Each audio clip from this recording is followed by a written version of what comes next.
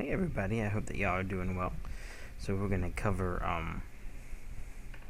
solving with absolute values today.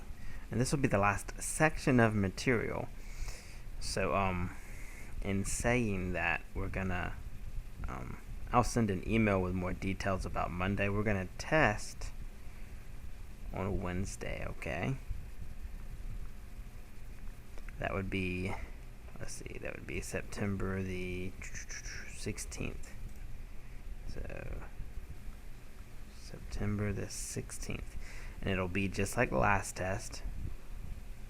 There will be two parts. There will be a Blackboard portion. Oops, I missed the R. And a MyMathLab portion. Okay. Now, it will open at 8 a.m. So you can log in on 8 a.m. to do any parts of the Blackboard or the MyMathLab. And it will be due by 11:59 that night. Okay, same day. So you have one day to do it. An entire day from 8 till midnight. Alright? So Monday I'll have something different for you before we test to help you review. And I'll send an email with more details about that. So there'll be more details about Monday. Okay. Oops. Messed up with my box there, but that's okay. Alright. So let's get on with today's lesson. So today's lesson is all about solving with absolute values, but I just want us to think about something. Let's start with a very, very simple absolute value equation. One like this. And so what could x equal, you know? Oh, that's horrible handwriting. Let me slow down. What values could x have, or could x be? We've already talked about what an absolute value is. So if I were to draw a number line, 0, and I came and I said, okay, we plopped x in here, and the absolute value of x, that means the measure of x from 0, remember that's what absolute value is how far away you are from 0, ended up being 5. So this number, in theory, could just be 5, right? X could be 5. But that's not all of it. Or, think about this. There is a second number that is also 5 away from 0. It just happens to be on the negative half of the graph. So x could be negative 5. So when we do solve absolute values, we need to consider both possibilities.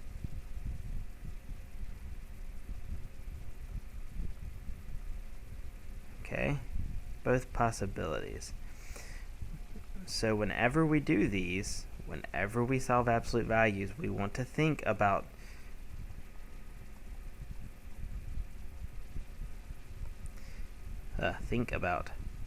two solutions, two answers.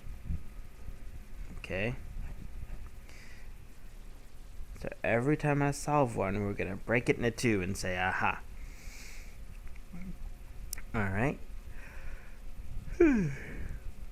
So let's start with a really easy one. Let's start with one something like this. Well, okay, I will say absolute value of x equals 5. Solve for that. It's actually really easy. Check to see if our answers are correct. Plug in 5. The absolute value of 5 is 5. Plug in negative 5. The absolute value of negative 5 is also 5. So there are two possible solutions.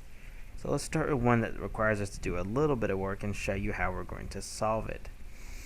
So let's say I want you to give me the absolute value of 2x is equal to 8, and I want you to solve for x.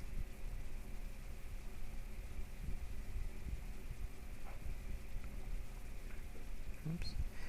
So how we're going to do this is we want to consider the two possible cases. So two cases.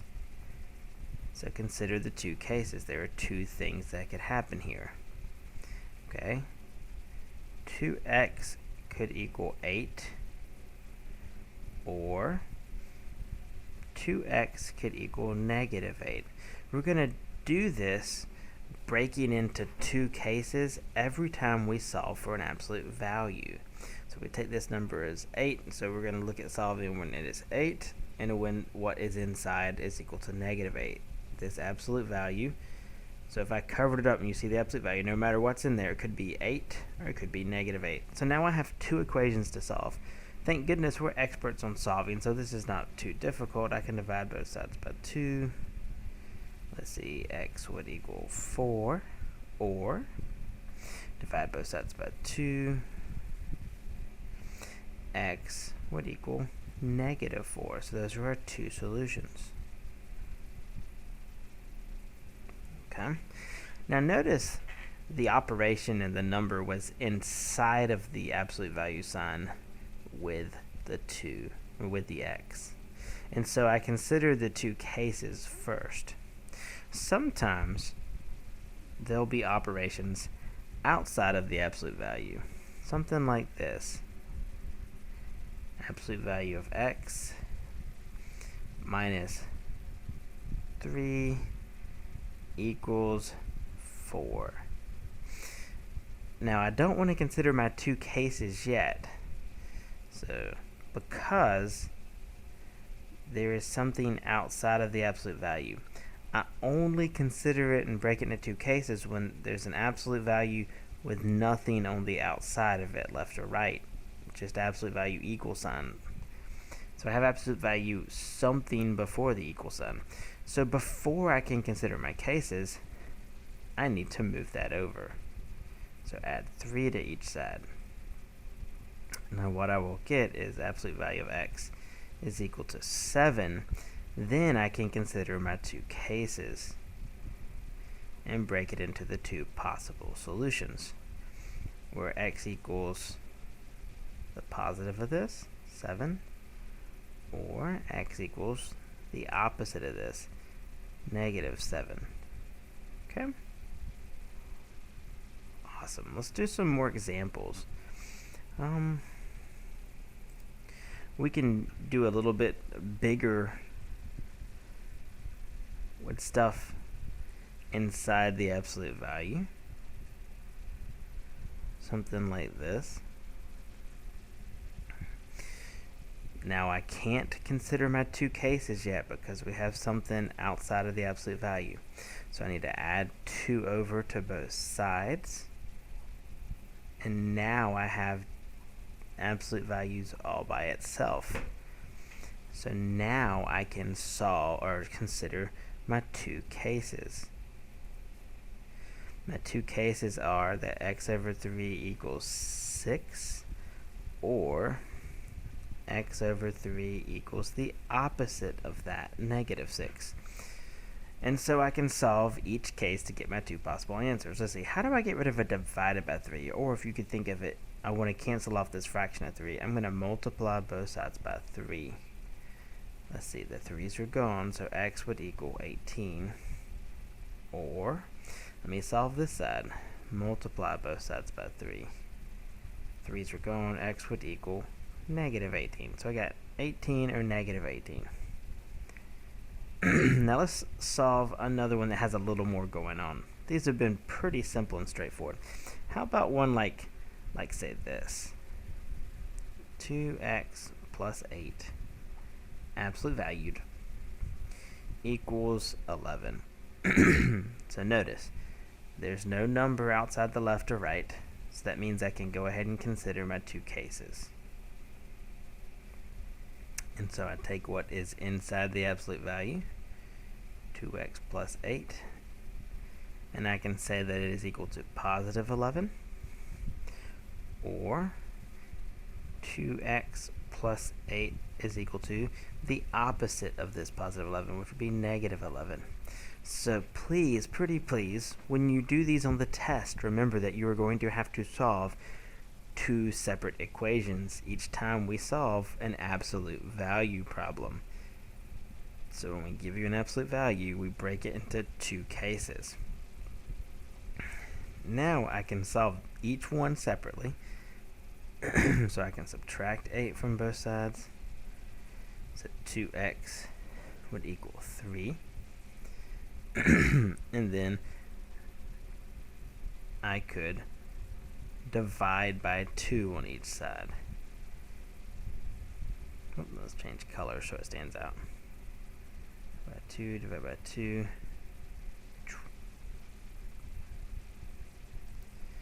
And x would equal 3/2. Okay, so we got one solution. Let's get the other one. Notice it's the same steps of algebra. I gotta subtract 8 from both sides, but be very careful here. I have 2x equals negative 11 minus 8. That is going to be negative 19. You got to be extremely careful there. Then I can divide both by 2. So x is going to equal negative 19 over 2. So not pretty answers, but it doesn't matter if they're fractions or not. That's a-okay, right? Alright, awesome. So let's do maybe one more that's a little bit big like that. Let's see. Let's do one like, let's do a really, really big one. Let's do one like this. Let's see, we'll go with 3x plus 6. And outside, let's go minus 5 equals 10. Okay? I just made this one up on the spot, so let's see how this works. So the big question is, can I consider my two cases yet? And you look right here and you say, no, I can't consider my two cases yet because there is something outside of the absolute value. So I need to get rid of that first. So add 5 to each side. So what do we get? Absolute value of 3x plus 6 is equal to 15. Now there's nothing left or right of the absolute value, so I can consider finally my two cases. So let's see, we want to break this up into 3x plus 6 equals 15, or 3x plus 6 equals negative 15. And then I can solve each one. I need to subtract 6 from both sides. 3x will equal, let's see, that is just 9. And then divide by 3 on both sides. So x equals 3. Or, let's solve this one. Subtract 6 from both sides. 3x will equal, be very careful when subtracting from the negative one. Negative 15 minus 6 is actually negative 21. If you just use a calculator for that, you'll be fine, but do not lose that negative sign there. Now divide both sides by 3, and x will equal negative 7. So those are our two answers. Now I'll go ahead and tell you my math lab, I will say this, takes the answers in set form. Set form is when they just put the squiggly braces and they list all the answers out with commas in between them. Okay, they may say something like x equals to this. Alright, you just have to put your numbers in there, both of your numbers with a comma between them. Okay? Awesome. One more example. Let's go even bigger. So each time we've done them, there's just been a number over here. What if I were to put 3x plus 4 absolute valued equals the absolute value of 2x plus 11. So I have an absolute value on each side. Well, we're going to treat it exactly the same. We're going to consider two cases. And the two cases are 3x plus 4 equals the positive of this, 2x plus 11, Or, same thing, 3x plus 4 equals the opposite of 2x plus 11. Notice I did not change the left-hand side. I left it as just the same plain 3x plus 4, 3x plus 4. 2x plus 11, I do the positive of it and the opposite of it, the minus sign. Okay, now you do have to remember that we're going to need to distribute this minus sign to both numbers. So 3x plus 4 equals negative 2x and minus 11. Okay, and I'll go ahead and just bring this one down so they're on the same level. And now I can solve each one to find my two answers, my two solutions. So let me solve the left one here. Realize that when I have x's on opposite sides, I need to cancel the x's out on one side or move them over so that I can get them all together on the left or the right. 3x minus 2x is just x. Bring down your plus 4 equals 11. And now I just need to subtract it by 4, right? X equals 7. Or, okay, let's solve the other side. I need to, let's see, this is a minus 2x or a negative 2x. I need to add a 2x to both sides. So I will get 5x, bring down your plus 4, bring down your equal sign. Now don't lose the negative sign there, equals negative 11. You see how the negative sign is directly in front of that 11. That means it belongs to it. So now I can solve. It's going to be a two-step solve. I need to subtract 4 over 5x will equal negative 11 minus 4 is negative 15. And then finally I can divide both sides by 5. And x will equal negative 3. Okay. X will equal negative 3. Awesome. So those are my two answers. And if you were putting answers in MyMathLab, it'd be something like order doesn't matter, just squiggly braces. I think they even have the squiggly braces for you. You just have to type in your numbers. Okay. All right. Well, I'm going to leave you with that. That's all that we're covering today, and that's actually all the material that's on the test. So you need to start preparing yourself. Okay. We have time. We're going to look to do a review type thing on Monday. I will email you details about it, okay?